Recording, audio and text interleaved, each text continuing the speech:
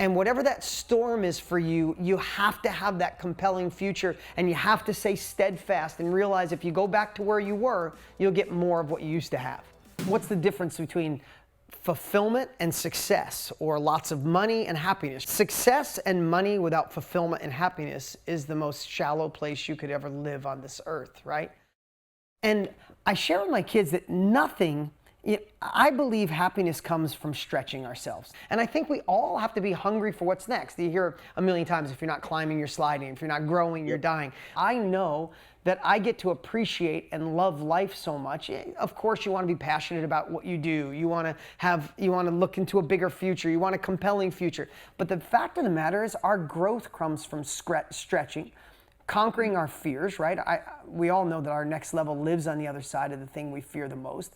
And I think when you take on things that are fearful, you move forward courageously, even though you're scared to death. Courage isn't a lack of fear. Courage is you're moving forward because you're afraid anyway. And during that journey, during that taking that courageous action, during the failure, during the time when your friends and family think you're a nut job, or you should be happy with what you have, or that job that you have is you should just stay there because that's what the norm wants. When you step outside of that, when you fail a little, when you stretch yourself, it's those moments that you stop and turn around and realize that you took uncomfortable action. You moved forward when there was no sign of evolving as a man, as a woman, as a husband, as a wife, as a father, as a leader. And I think at this phase of my life, I see that all the uncomfortableness that allowed me to get here was actually the thing that built my character. You got to hear this. Most everybody listening right now, you've already surpassed the goals or dreams that you had for yourself when you were a kid. Even if you're not as far along as you think you would have been, I guarantee if you went back to your 17-year-old self and shared where you are, the things you've accomplished, the things you've done, the places you've traveled, the success you have, you're like, oh my God, we did all that. So when I say stretch, it doesn't mean that you haven't already done it, or you've done it a million times. But here's the thing, when you stretch, when you get to a point where you think you've arrived, or your brain thinks we've got here, I think that's the part where people get lost, because it's like, what's my purpose? Why am I here? What to do next? I picture, what was a lighthouse for, right? That was either to guide the ships to stay away from a certain area, or to bring the ships in when it was foggy and the ships were out catching fish, and you'd see a light tower, and the man that's in the light tower, and it's there for a purpose. It was a guide. Well, I have a light tower in my head. And what I say is, for me, that is my compelling future.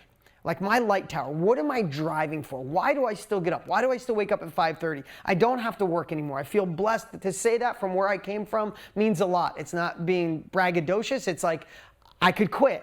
But what would be left? We grow, we find happiness and joy under that stretching, right? If we're going to use that core, or use that as our model. But think about this. If you've already reached your lighthouse, if it was out in front of you and you got the relationship, you found the money, you got the job, you built the career, you raised amazing children, you're standing right next to your lighthouse. You're there and you don't know what to do. What I always think about on a regular basis, I know I'm using a simple analogy, is you got to take the lighthouse and you got to carry and put it 100 yards in front of you at all times in life. Because you need to be going towards that. You got to be working to get there. Now, here's the thing. What you have to realize is your goals, and I know I'm telling you stuff a lot of times you already know. I want to be a reminder service today. But the goals you had in your 20s, what success meant for you was completely different in your 30s. And what goals and what desires you had in your 30s are different than 40s and 50s and 60s and 70s. So we have to recalculate what success means to us. We have to throw away what doesn't serve us anymore, recalculate what success is, attach it to that lighthouse, and put it out 100 yards and fight for it like you fought for your first relationship. I fight to get to that lighthouse like I'm broke, like I'm in a bad relationship, like my kids are all hosed up. Like I don't look at, I'm a good dad. I look at it like, if I don't become a better dad tomorrow, are my kids going to live fulfilled lives? I don't have an Instagram marriage. I'm in love with my wife. I fall in love with her more every day. I'd rather get shot in the head than be unfaithful to my wife. She's my everything. But if I just keep her as the lighthouse right next to me, I will take it for granted. I won't keep that spark. When I walk in a room, my wife looks at me like I'm the hottest guy on the planet, that she's not seen a man in 10 years. Still to this day, I get chills as I'm telling you. I walk in a room, my wife makes me feel so amazing, guys. If you've never felt that, work hard for it. It's like I'm candy to her. I don't even know why. Sometimes like, babe, you're so beautiful. Why? But I love it so much that I don't take it for granted. I stick it out. That relationship, I put it 100 yards out, and every day I'm fighting to be a better man. How do I listen more? How do I live into her heart? How do I support her as a mom or support in the business that she has? But I do that with business too. If I've accomplished this, and I want to tell you, in my 20s, I ran away from I didn't have money. My mom worked 3 jobs to make shit. I lived in a bathroom for a while with my dad. I was running away from pain. I was disturbed with inaction. I was disturbed the way my parents lived, and I ran away from that. I'm not running away from pain anymore. Financially, I'm fine, so why do I still get up and fight?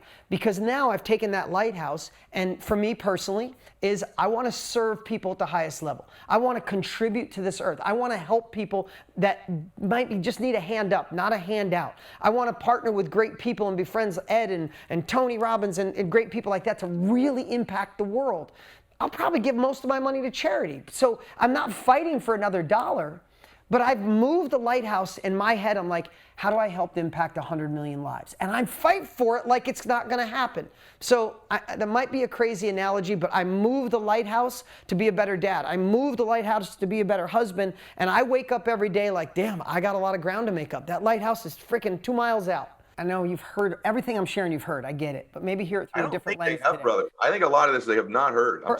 Hear it through a different lens. The most liberating thing in my life is when I took total responsibility for everything, for my success in my business, but my failures, success in my marriage, failure in a marriage. Right? I did go through a divorce, and I never wanted to, but there were mistakes made, and I modeled habits of my father. And here's what I know: is when you blame others, you never give yourself the opportunity to mature and grow. Because if I would have brought the same man to this relationship with Lisa, I would have the same outcome with Lisa as I did with a previous marriage. And here's what I know is I knew I couldn't bring me. I had to bring a next level version of me. So when I went through a divorce, and it was truly painful, it brought up childhood memories. I mean, I had anxiety attacks for the first time in my entire life. And I had to go back and do therapy where I had to go hug my 6-year-old self when he was scared about mom and dad fighting so crazy and breaking windows and burning like crazy stuff. I had to go work on that kid. And I realized that in my first marriage, I looked at it through the lens of kind of like my dad did. If it worked, great. If it didn't, I'll go do my own thing. If you don't have a connection here, I'll find a connection someplace else. I tried to live a congruent life, and I live congruent in a lot of ways. In my previous relationship, I wasn't congruent. I looked like I had a good relationship. Everything looked fine from the outside. So I was congruent in every area of my life, but I wasn't in my relationship. Because I was unhappy, listen, let's just say it like it is. The things you do when no one's watching is really who you are. You're not who you are in front of your friends. You're not who you are in front of your parents or your children, or who you are at church, or who you are at the country club when you're having a couple scotches, or who you are at the nightclub when you let your hair down and go wild. None of those are who we are. We put on a different persona for each one of those situations. Really who we are is when no one's watching. What are our habits? What are our decisions? What are the things that we do? It's like someone saying they want to start a business. They tell everybody they want to start a business, but when no one's watching, they're binging out on Netflix complaining about rich people, right? Or saying they want a good relationship, but when no one's watching, you're on the phone texting someone you met 2 years ago or 5 years ago, right? And my congruency in my relationship wasn't there. And there's a million reasons for it. It could be her, could be me, could be us. We ended up being great friends, and she's still a dear friend, and we have the best relationship, and co-parents and co-parent amazing. But when that relationship ended, Ed, I had to look in the mirror and say, if I bring this guy, doesn't matter if I meet the perfect woman who's beautiful inside and out, if I bring this guy, I'm 6 months, 6 days, 6 years away from the same crap happening again. And I had to really evaluate the man I was. And I took, again, once you take complete ownership, and I could digress a million ways, but I really feel the world has evolved, Ed, where we're pointing fingers. It's the president. No, it's the previous president. No, it's the current president. No, it's the liberals. No, it's the conservative. It's the Democrats. It's the foreign agency. It's China. There's a million things it could be. I don't know, and I'm not giving judgment other than we can always point the finger. But I've never grown as much, I think all of us can agree, until you point the finger at the guy in the mirror. And before I met my wife, instead of trying to meet the perfect woman, I was just trying to figure out how I could be a better human. And when that happened, when I decided that in every area of my life, and I am far from perfect, just like there's none of us perfect, but what I decided and said is, I want to be a man that if my children found a way to have a private, secret video on me 24 hours a day, and they could watch that when they're older, when I'm dead and gone, and they go, wow, they could either go, wow, he was a good dad, but when no one was watching, my dad, oh my God, you believe he did that and he did that. I would love for my kids to watch that video and go, wow, dad was the same whether people were watching or not. And when I took that to my heart, I want you to hear that. Like, think about that. Think about if your kids could see a video of you when no one's watching. And maybe that's not what you want, but that was my desire because I wanted real love in my life or none. When I went through a divorce, Ed, I was either like, I'm going to be the best version of me and I'm going to attract that other half, or I'm going to be a kick-ass single dad for the next 30 years. That's the way I looked at it.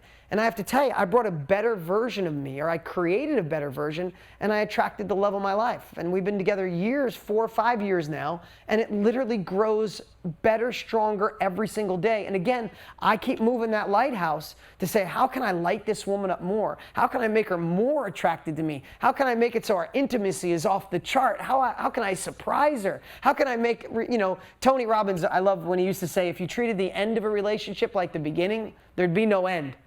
Right? I love that saying. So for me, my lighthouse in my relationship is, how do I treat this like I met this hot, beautiful, amazing, successful woman 3 weeks ago and I'm trying to impress her? Here's what I know. What happens sometimes, I'll tell you what I did for a decade.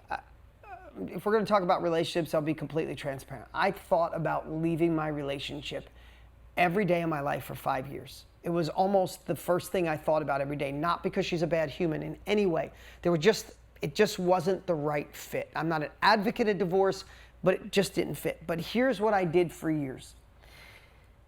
I was financially successful. At the time, I thought I was the best dad possible, even though I wasn't showing them the best example. But I thought, I'm an engaged father. I coach Little League, coach softball. I'm there. I bring them to school, make them lunches, love them to death. I'm a great leader to my team. I'm a good friend to people who need me. So my relationship's off and I'm not congruent. I should be freaking fortunate. So who gets it all? This is what I remember. Oh, you want it all, Dean. You want love and congruency and a good dad and financially free. And I remember just thinking, stop being greedy. If your relationship doesn't work, I wasn't facing something because it was scary to me. It was scary leaving my kids. I'm not thinking of not being with my kids every single day was like a shot in the gut. And I just ignored it and avoided it, and it grew. It grew to where I didn't become the man that I was supposed to be. Listen, whatever you believe in, God, the universe, I believe in God, and I believe God has created you to be bigger, better, and stronger than you currently are. No matter where you are in your life, God wants you to be the woman you were meant to be, the man you were meant to be. And if you believe in karma, whatever your beliefs are, you are meant to be more. And when you let one of those areas build, it doesn't go away. I don't care how much I try to push it down on the inside, it just kept growing. And you feel that you're looking away from it even though it's there. And I want you to think about this. When you have to, some things are difficult. You might have to face a change of a business, a change of a business partner, change of a job, change in a relationship. The thing that you've been avoiding is growing, even though you think it's not. Wow. And it's like got roots, and the roots are creeping over into all areas of your life and you don't know it, and you're working harder, stronger, faster to overcome this, and you think you're conquering it. If you're in a relationship that's not good, and maybe you go to the strip club or you text on your phone or you do something and you think you're fulfilling it, you're not. You're just letting the roots grow in deeper and stronger, and you're working twice as hard to be successful, and you don't even realize it. And here's the way I looked at it. When I decided, or we decided to get a divorce, and you can use this analogy, you could tell I got some silly analogies. You can use this in any area of your life. Picture your ship is in a bay. It's calm. The water's calm. There's other great ships in the bay. The weather's kind of beautiful. It's kind of nice. But you know you're not meant to be in that bay. But man, it just has all the signs where you're supposed to be there. But the only way out of that bay is you got to sail your ship through the storm that's out in the ocean and you're watching the storm and you're watching how turbulent it is. And you're not even sure because you've never navigated that territory. You don't have a map because you've never been there. You've never experienced it.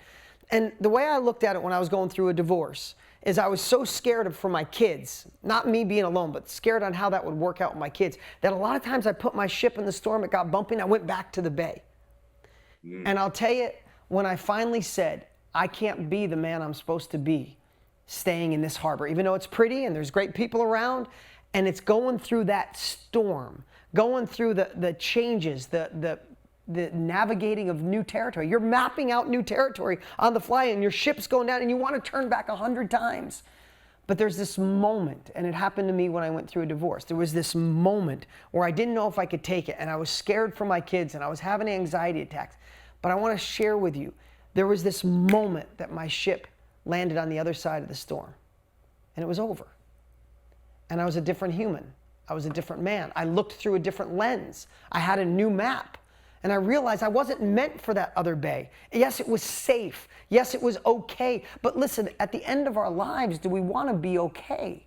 Right? And when I got to the other side, it was this fresh start. I found a way to be friends with my ex. I found a way for my kids to be safe. I found a way to replace quantity with quality with my children. I found a way to be a better version of me and attract Lisa in my life. And when those roots were gone, this is what I want to share with all of you for that one area of your life that you know what I'm talking about. As you're hearing this, you're picturing it. And you're going, wow, nobody really knows that I do that when no one's watching. Nobody knows that I'd like to fix that. No one knows that I kind of BS everybody else and say I'm working on it, but I'm not. I want to tell you, when they go away, your sailboat turns into a ship with 5 engines on it.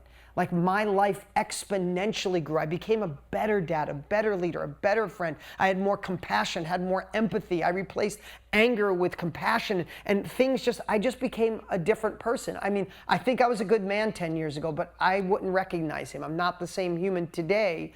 And that allowed me to go faster. And I just encourage you, you've heard this before, but your next level lives on the other side of the thing you're avoiding. All of us, we get to learn from each other and listen to each other. And I'll go listen to a podcast when I need I'll listen to a little Ed Milet or watch it. But what drives me to fix those pieces, guys, and I want you to hear this, the business that you want to scale, start, the relationship you want to fix or end, the parenting style that you've gone so long doing it one way, you think it's too late and you got to fight for it, it's worth the fight. Whatever it is, the fight. I just want to tell you, I've always pictured being at the end of my life and having a conversation with God. And he said, how did it go? Right? Always picture that. And I always have the fear of going, well, you know, I was in a good relationship. Right? Or things were okay. You know, I was great at my business, great at impacting lives, and I did this, and I was a good dad. What about your relationship? It was okay. Like, I picture saying that to someone where we have this creation given to us, this opportunity, and I feel like this inner disappointment where I'd want to scream and go, you know what? Damn it, can I do that over? And you don't get that chance. You don't get that chance. Like, you don't get a do-over, and you'd want to. So I put those emotions of my future back on me. Things you've, again, already heard. And I think I heard this from you, Ed, or someone, but I heard someone put that on a whole nother level. Could you imagine if God pulled out his iPhone and said, Ed, I appreciate all you've done and you've served and you give in that one area of life. Can I play you a quick video of the man you could have been?